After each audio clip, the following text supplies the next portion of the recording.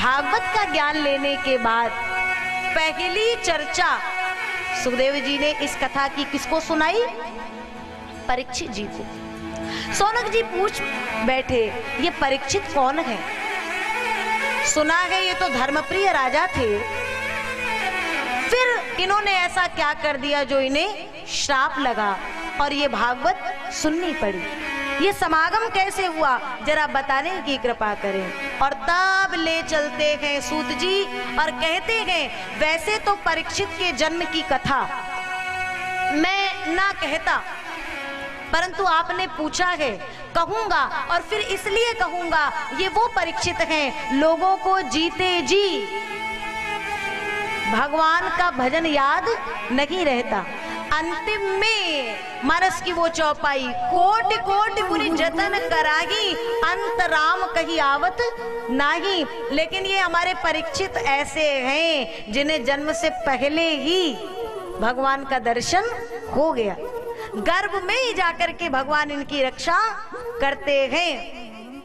तब कथा सुनाते हैं, जिस समय कौरवों और पांडवों का भीषण घमासान युद्ध हुआ था, भगवान कृष्ण ने बारंबार रोका था इस युद्ध के लिए और दुर्योधन को जाकर के कहा था। आज मैं कुछ पढ़ रही थी, जिस समय ये 4 पंक्तियां मिली कि जिस समय भगवान गए और युद्ध के लिए रोकते हैं कि दुर्योधन ये युद्ध यहीं पर अभी प्रारंभ नहीं हुआ है तो इसे प्रारंभ मत करो, क्योंकि आप जितने भी हो कहीं कोई बाहर के नहीं हो, सब आपस में सगे संबंधी हो। कोई भी युद्ध कोई धर्म नहीं करता है, इसलिए बचाता नहीं है। हर युद्ध में मृत्यु ही होती है और फिर यहाँ पर मृत्यु हो, चाहे इधर से हो चाहे उधर से हो, परंतु जिसकी मृत्यु होगी वो कहीं ना कहीं आपका अपना ही होगा। 5 गांव ही तो मांगे हैं, दे दो ना। तो दुर्योधन ने उस समय क्या कहा? भूमि न दई हो सुई की नोक,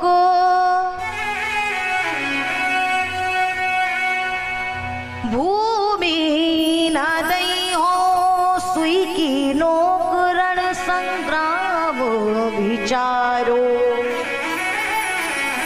क्षत्रिय कुल को धर्म वही, क्षत्रिय कुल को धर्म यही, कोई जीते कोई हारो। आप 5 गांव की बात करते हो सरकार, यहाँ तो सुई की नोक के बराबर भी भूमि में देने वाला नहीं हूं। ये क्षत्रिय कुल का धर्म है युद्ध करना, और युद्ध में तो कोई जीतेगा कोई हारेगा मारे। महाभारत नाय भलो, भगवान कृष्ण कहते हैं, ए दुर्योधन थम जा, ठहर जा, रुक जा, ये महाभारत का युद्ध किसी का भला करने वाला नहीं है। महाभारत नाय भलो,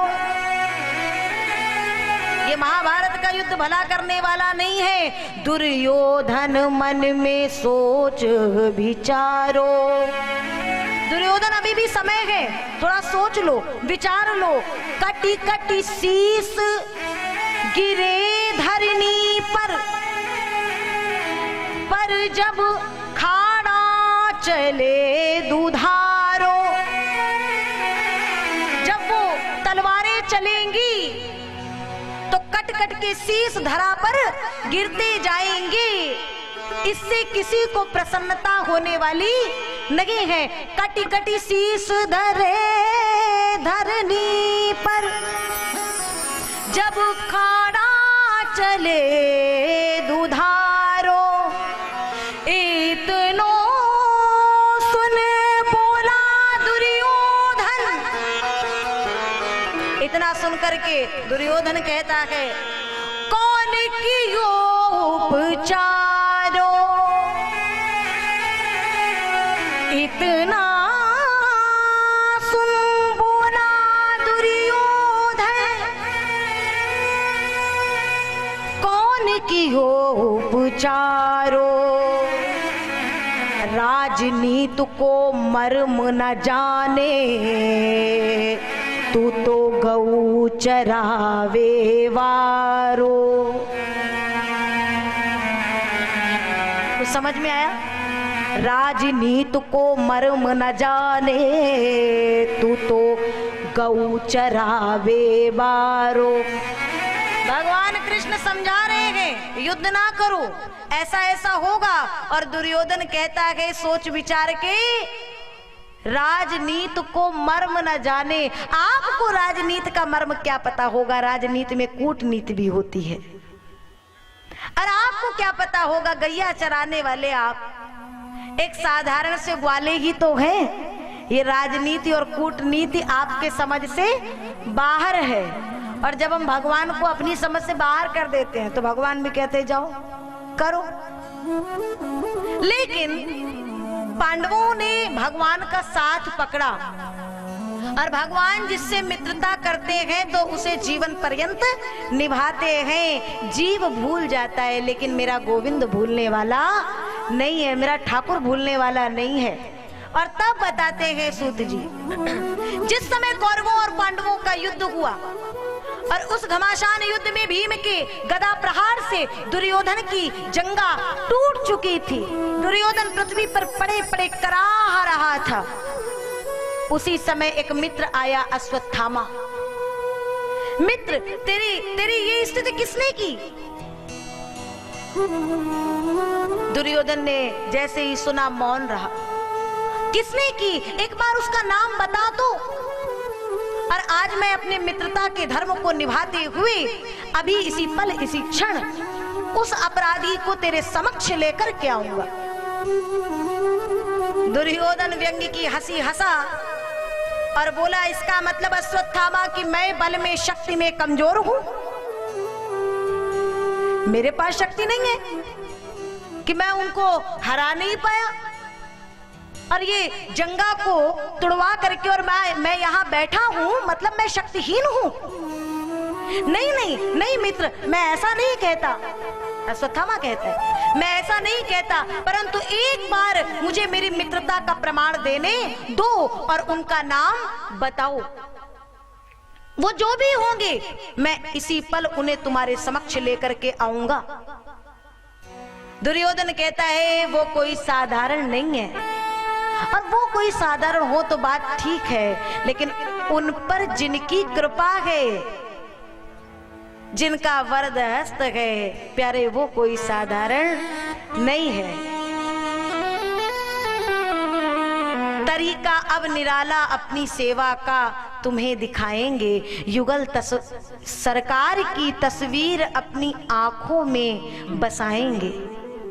तरीका अब निराला अपनी सेवा का तुम्हें दिखाएंगे। एक सेवा का निराला तरीका तुम्हें दिखाएंगे और वही निराला तरीका ये पांडवों ने भगवान को कुछ दिखाया। इसीलिए भगवान उनका साथ नहीं छोड़े। पांडवों का नाम लिया, वो पांडव है। अश्वत्थामा चल दिया और जैसे ही चला भगवान को पता चला, रात्रि में पांडवों को जगाए, द्रौपदी को जगाए, शीघ्र चलो। कहा प्रश्न मत करो, जहां जहां मैं बोलूं चलते जाओ। पांडवों के पुत्रों को कहा, परंतु वो पुत्र जागे नहीं, चलने को तैयार नहीं हुए। बालक जब बड़ों की बात नहीं मानते हैं तो यही कार्य होता है। पांडव चले गए, द्रौपदी चली गई। सोते हुए 5 बालकों को अश्वत्थामा ने देखा तो विचार किया ये पांडव है, और जैसे ही देखा संख्या उतनी ही है, और तेज धार तलवार लेकर के जो ही गया और छोटे छोटे वो शीश, वो मस्तक धड़ से अलग कर दिए और प्रमाण के स्वरूप में वो मस्तक लेकर के गया। देखो मित्र, आज मैंने अपनी मित्रता को सार्थक कर दिया। पांडवों को मार करके आया हूं और ना मानो तो प्रमाण लेकर के प्रत्यक्ष आया हूं। कहाँ है वो शीश, कहाँ है? और जो ही देखा दुर्योधन धड़ाम से पृथ्वी पर गिरा और कहता, अरे अश्वत्थामा, तूने तो वंश में कुल में जो रहा बचा था वो सब भी समाप्त कर दिया। और इतना कह करके दुर्योधन का प्राणांत हो गया। और इधर जब एक माँ द्रौपदी आई और अपने 5-5 बालकों के शव देखी, धड़ है पर मस्तक नहीं है, चिक्कार मार के रो पड़ी, हाय हाय करके रो पड़ी है द्रौपदी।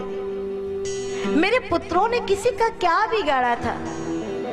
ये कौन ऐसा आतताई हो गया जो मेरे पुत्रों की इस तरह से हत्या करके गया है? जो ही विचार किया, सब विचार कर रहे हैं कौन है कौन है। अर्जुन जी ने विचार किया, देखा अश्वत्थामा। चले अश्वत्थामा को पकड़ने के लिए। अर्जुन पीछे पीछे, अश्वत्थामा आगे आगे है। आज अश्वत्थामा को लगा ये अर्जुन तो मुझे मार ही देगा।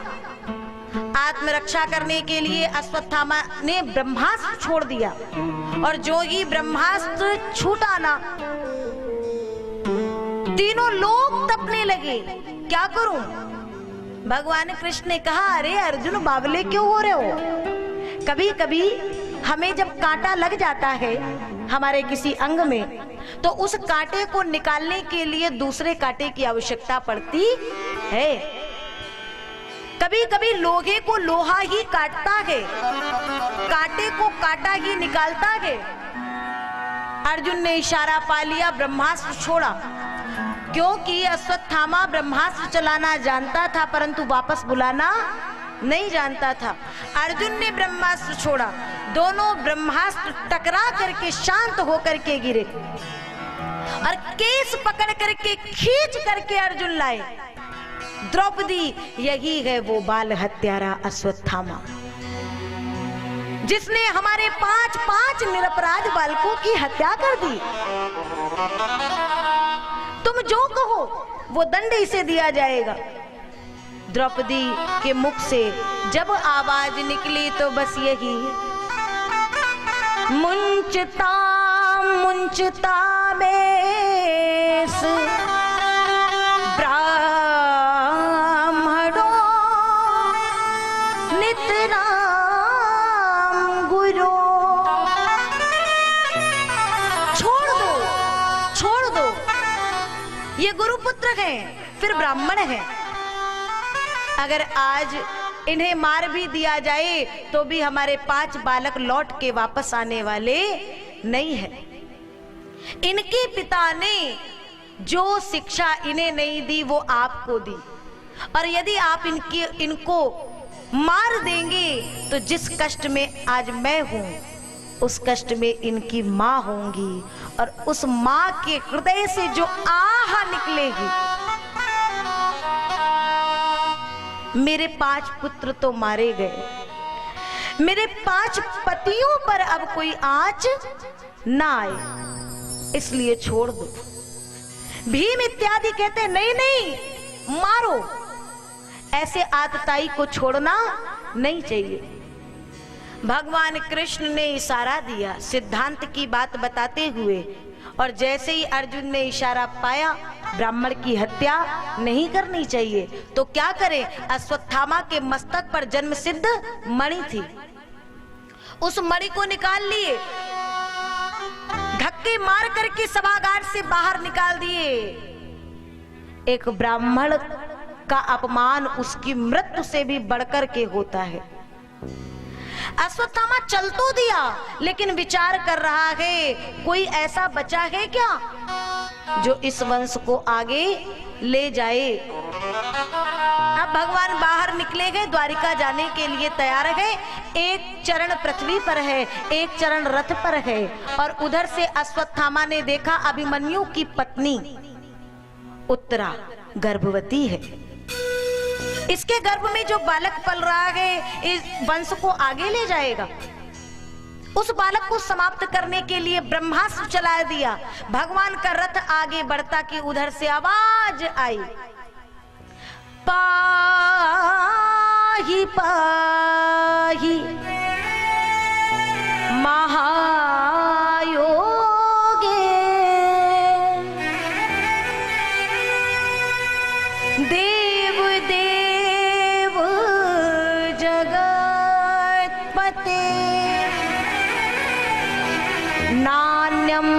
त्वद् भयं पश्ये यत्र मृत्यु परस्परम।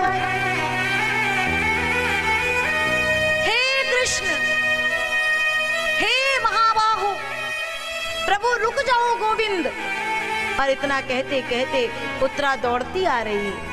देखो प्रभु, ये जलता हुआ ब्रह्मास्त्र मेरी ओर दौड़ता चला आ रहा है। मुझे अपने प्राणों की कोई चिंता नहीं है। युद्ध में सब मारे गए हैं, जो कुछ रहा बचा था वो भी समाप्त हो गया। मेरे प्राण नहीं, मेरे ये गर्भस्थ शिशु की रक्षा कर लो गोविंद।